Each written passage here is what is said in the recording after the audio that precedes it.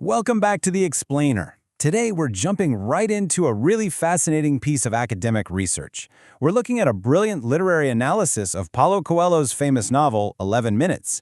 It dives deep into the paradox of commercialized intimacy and sacred sex, tackling huge, complex themes like womanhood, bodily autonomy, and spirituality. So let's just get right into it. Before we actually get into the chapters, we really need to talk about the impressive academic foundation of this work. Believe it or not, this is a Bachelor of Studies, or BS English level research project. It was produced at the Department of English at Government Akhtar Nawaz Khan Shahid Degree College KTS, which is proudly affiliated with the University of Harpur. I mean, the level of research here for a bachelor's degree is just phenomenal. It shows a profound engagement with some very complex sociological and literary theories. So who's behind this? The researcher is Hamza Khan, who carried out this extensive study under the dedicated supervision of Mr. Muhammad Umar.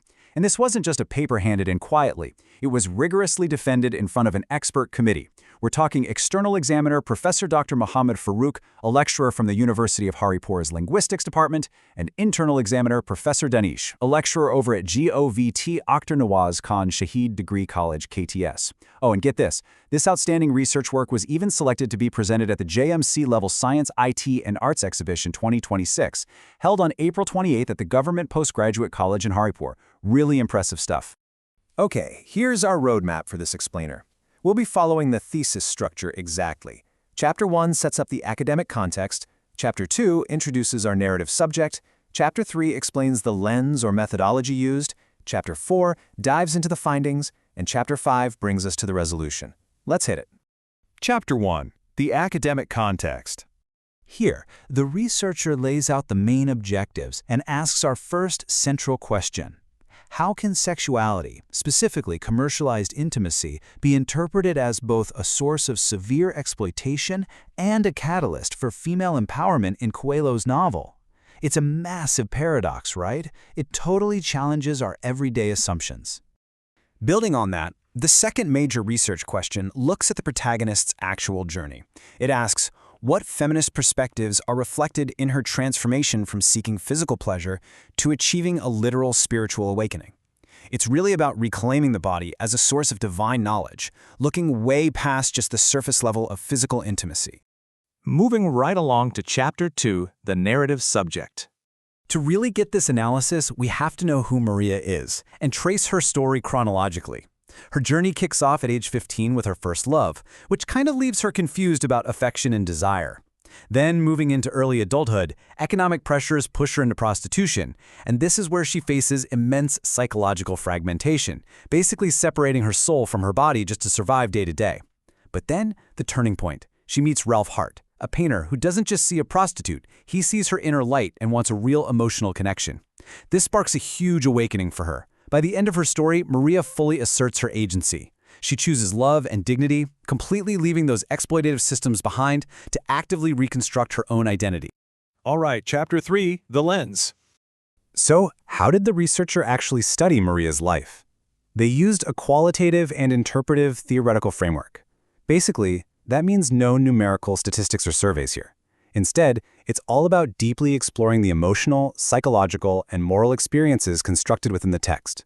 It acknowledges that things like empowerment and stigma are socially constructed and really need to be interpreted within their specific cultural context.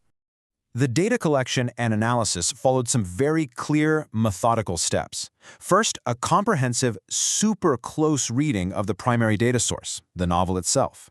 Next, the researcher identified and extracted key passages that highlighted Maria's internal conflicts and spiritual awakenings. Finally, for the data analysis, these texts were evaluated using secondary sources and a postmodern, sex-positive, feminist framework. This specific lens is so crucial because it views female sexuality not just as a tool of patriarchy, but as a real, viable avenue for a woman's own agency. Now for the really juicy part. Chapter 4, the findings. This is where the data analysis directly answers those core questions we brought up earlier. First up, how is sexuality portrayed with a dual nature? Well, the thesis extracts a clear answer. Commercialized intimacy acts as a total paradox. On one hand, it's absolutely a site of harsh exploitation. Maria faces moral condemnation, economic pressure, deep objectification, and severe psychological fragmentation. But wild as it sounds, it simultaneously becomes a battleground for empowerment. Within these intense restrictions, she negotiates her own sexual autonomy, sets firm emotional boundaries, and actually finds a medium for genuine human connection. To put that into perspective, let's look at a direct quotation extracted right from the thesis. Maria literally says, "I am a housewife and a prostitute doing battle with each other." Wow, that perfectly captures the internal conflict she's going through. She has to constantly suppress her true feelings, completely dividing her social identity from her lived physical experience just to do her job. It's a really profound look at the exhausting emotional labor caused by societal labels. Now, addressing the second research question about her spiritual journey, the analysis reveals that Maria's story definitely doesn't end in exploitation. As her emotional depth grows, she finds that experiencing pure vulnerability, rather than just a physical transaction, makes her feel unexpectedly free. Her intimacy literally transforms from basic physical survival into this ego-dissolving, profound spiritual growth. And we see this beautifully confirmed in another quote highlighted by the researcher. Maria realizes that the body can speak the language of the soul, bringing her closer to God. This specifically hits on the sacred sex framework of the thesis. It proves that physical sensation, when it's finally tied to genuine emotional recognition, opened up pathways to divine understanding for her, totally bypassing all that societal guilt and shame. And that brings us to Chapter 5, the resolution.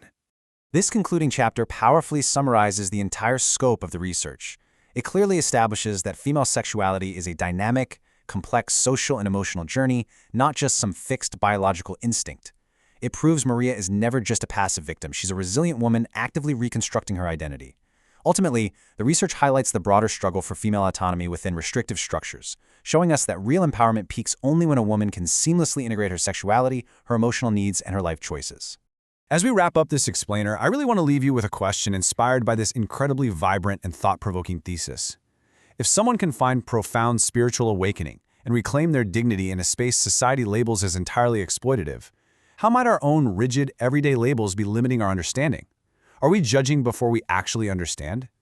Ask yourself how fixed definitions might be keeping us from grasping the deeply complex realities of womanhood, autonomy, and intimacy. Thanks so much for hanging out with me for this deep dive. Keep questioning everything, and I'll see you in the next explainer.